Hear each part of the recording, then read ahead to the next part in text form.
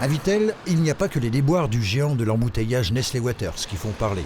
Témoin ces travaux qui concernent l'emblématique hôtel des Thermes, on va y revenir, et sur ce terrain symbolisé par la pose de la première pierre en octobre dernier, la construction prochaine du nouveau casino. Je vous prends un exemple basique, on a un gros mur au milieu qui sépare la salle en deux.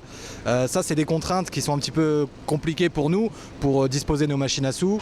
Là actuellement, dans le nouveau casino, on n'aura plus ces contraintes-là forcément, puisque c'est nous qui construisons le casino comme on le veut. C'était une volonté déjà du délégataire de construire un nouveau casino qui soit un petit peu plus indépendant.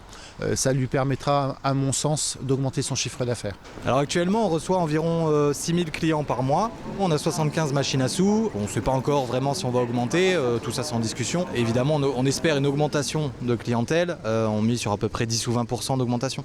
Ici, ce sera l'entrée principale du casino. Et en bas, côté avenue Châtillon, on aura l'entrée du parking. L'établissement s'étendra sur 1600 m², dont 7 à 800 m² dédiés à la salle de jeu. Il sera doté de 2 parkings, l'un souterrain, l'autre extérieur. Ce nouvel ensemble disposera comme le précédent de 3 pôles, animation, jeux et restauration. Budget estimatif du chantier de près de 5 millions d'euros pour une livraison dans le courant du premier semestre 2026. Quant au casino actuel, il y a des études qui sont faites actuellement et l'objectif est évidemment de le réaffecter. Vous voyez, par exemple, dans le domaine culinaire, ça pourrait être intéressant ou ce genre de choses. Attenant au terrain qui accueillera le futur casino, se trouve l'hôtel des Thermes, construit en 1925 sous l'impulsion de l'architecte Fernand César, vide aujourd'hui de tout occupant, une friche en quelque sorte, mais qui ne le restera pas longtemps. La municipalité a en effet décidé de faire ravaler la façade. Avec les dispositifs justement liés aux friches, on a voulu travailler sur le clos couvert, on a réhabilité 2,2 millions hors taxes de travaux, bien subventionné. On a passé en fait un accord avec une société de promotion immobilière qui s'appelle François Ier. Pour les citer, c'est des personnes qui ont réalisé la Cité du Vin à Dijon, donc des personnes très sérieuses. Et il y aura à peu près une cinquantaine d'appartements. Des appartements à vendre ou à louer au cœur du quartier thermal.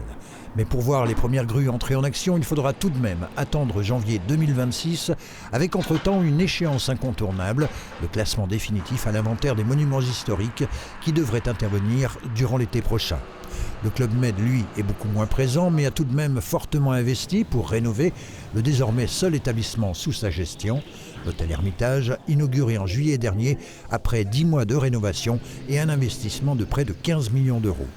Quant au Grand Hôtel, le Grand Hôtel, vous le savez, France Thermes est devenu locataire d'une société qui s'appelle Atrim, et où il y a le Crédit Agricole dedans et la Société Générale, et les débuts des travaux est prévu début 2026. Autant de chantiers qui s'inscrivent dans le projet global baptisé Vittel Horizon 2030, regroupant partenaires privés et publics et destiné à redonner un nouvel élan à la cité thermale.